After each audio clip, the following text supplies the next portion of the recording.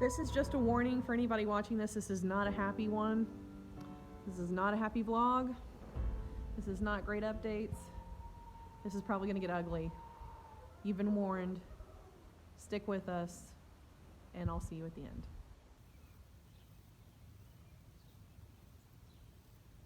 Hi guys, just bringing you back.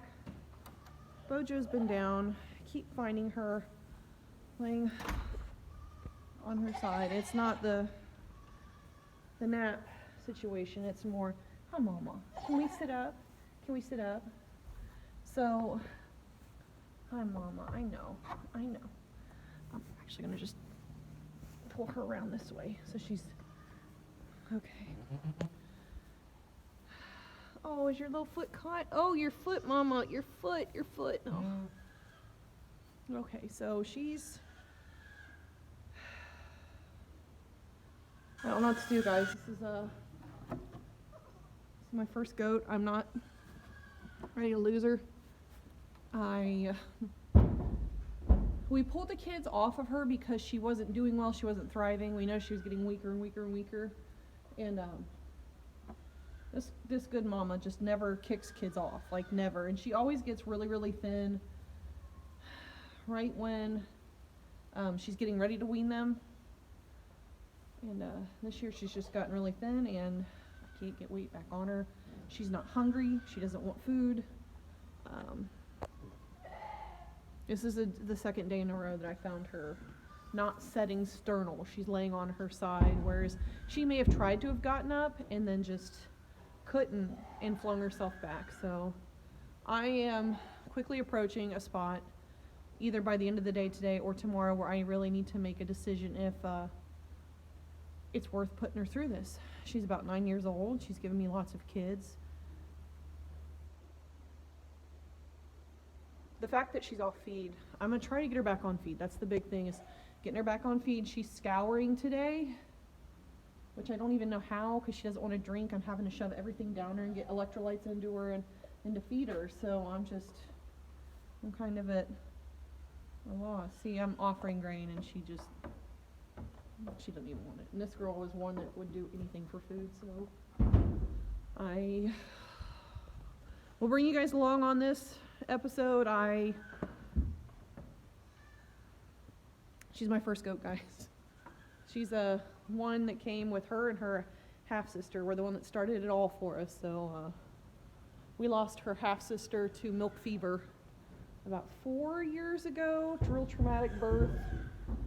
2 trying to come out at one time. Vet came and pulled, and she was gone in 2 days. Even with treating for milk fever, that's just one of those things where when they go into milk fever or pregnancy toxemia, it's just, I mean, you're really fighting against the clock, and most of the time they don't come back from it. So Bojo has given us about 8 sets of kids, 7 or 8, but she's my first goat, guys, so I'm gonna really try not to get crazy with this video. I'm just trying to go through like what I need to do for her now, so it's just hard to watch them suffer and to decline. So yeah, guys, stick with me. We just lost Henny Penny. She was one of our first chickens, so been kind of a rough week. So stick with me, guys.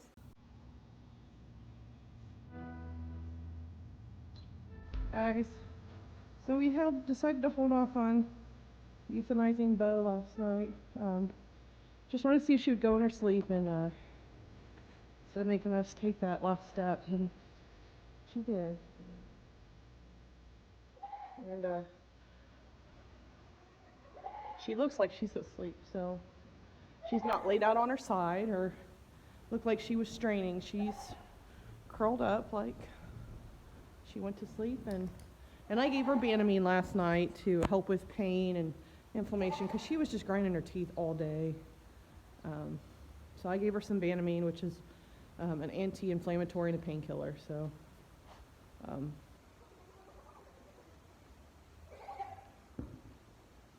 I really don't know how to feel about it, guys. I mean, I feel bad because I couldn't, and I prolonged it longer because I couldn't. And I couldn't tell my husband to come out here and do it because she was our first goat. And it's really hard to let go of a foundational creature. And she was a good goat, guys. Like, she never ran, you know, goats are ornery, but she always kitted out so easy for me. She was always so good and patient with other babies, and almost never had issues with her, never carried just all around, just like a really good goat. She's one of our first goats, so it's a hard morning, but she doesn't hurt anymore, and she doesn't have to be sitting in her stall or try to limp after the herd, because that last week you could just tell she was really slowing down. She was able to get around, and then Monday I found her down by the doorway and she couldn't get up. And kind of when you find an animal like that, you just know, like, if they can't be mobile and they can't get up on their own, it's pretty much they're in dire need of help. Or at her age, at 9 or 10, she's just at the end of the road. And nature cycles through like that. There's nothing I can do. I can't, even the most favorite goats that I've had, I can't keep them here forever. They cycle through like I'll cycle through one day. So it's a hard day, and I'm trying, guys. It's just, she's given me so many babies and has given me so many good memories. She's just really going to be missed. She's such a good goat.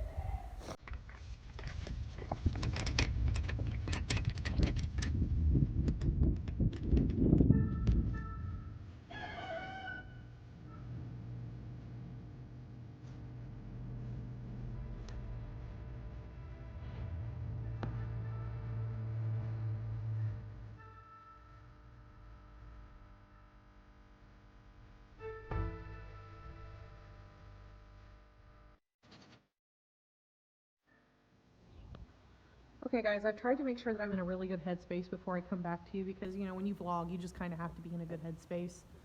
I went back and kind of like watched my footage from this morning and cried all over again like a baby, and like I said, I'm in a good headspace compared to the rest of the day, so I'm going to try to do right by this.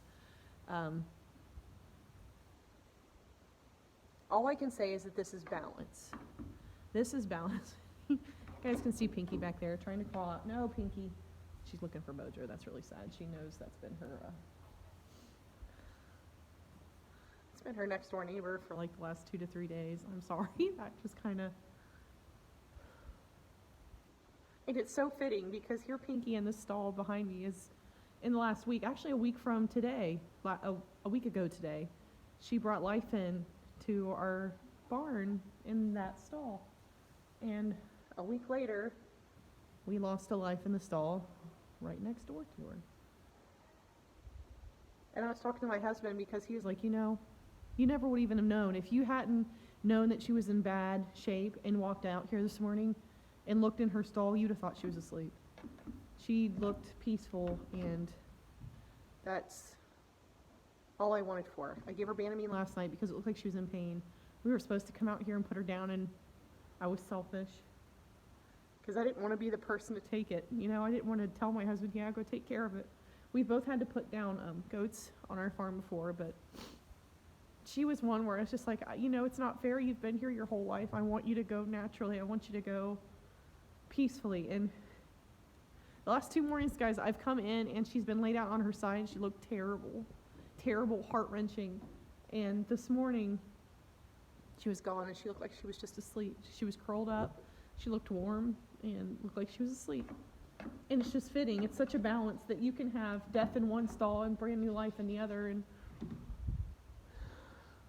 I just had to think about it. Like, it is a cycle. She had a really good life, guys. Only animal left that didn't have a pedigree, didn't belong to some kind of registry. She was here because she was our first, and she was like a symbol of what we started a homestead, what we started a hobby farm for, and that foundational, that foundation is gone.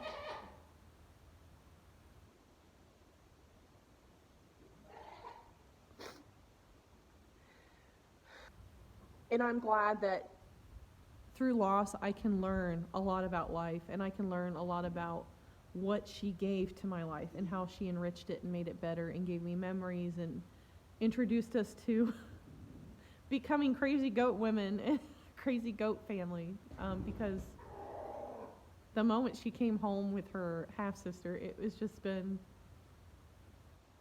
beautiful ever since. I'm so blessed. I wish you could make them stay.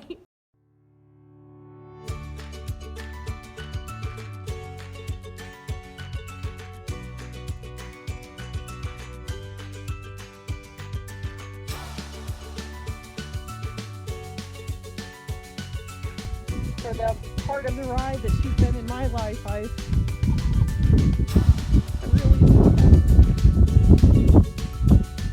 really enjoyed having her. I just wish that was one that I could just make her live forever, but we all know that doesn't work out.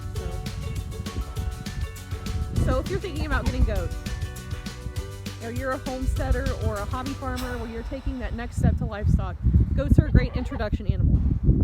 They bring a lot of joy, a lot of personality, a lot of diversity, a lot of headaches. All those guys back there, they've given me a headache or two. Bojo gave me a headache or two, but I wouldn't have had it any other way. I'm glad that she was a part of my life, and that the period of time where she was a part of my life, she brought me lots of joy, taught me lots of lessons, introduced me to the goat world, and I can never repay her for that. And I'm just glad that she wasn't one that got shuffled from home to home. She came to us at 2 months old, and she ended her life here with us. So I can enjoy her passing in that way, by knowing that she was given a good life while she was here, and that she was cared for and she was loved. And it's not always like this, guys. This year has been a tough year for us when it comes to homesteading and hobby farming. There's been a lot of loss this year, but in the last 2 years I haven't had hardly any loss, and you know that things cycle through like that. We'll have a couple good years where everything goes right and we can't believe how blessed we are, and then we have other years that check us and let us know, yeah, you're blessed, but this is how quickly it can all go away, or this is how quickly it can all change, and to make sure that we enjoy life and seize the day while we can. So I know it's not been a good one today, guys. It's not been a feel-good one.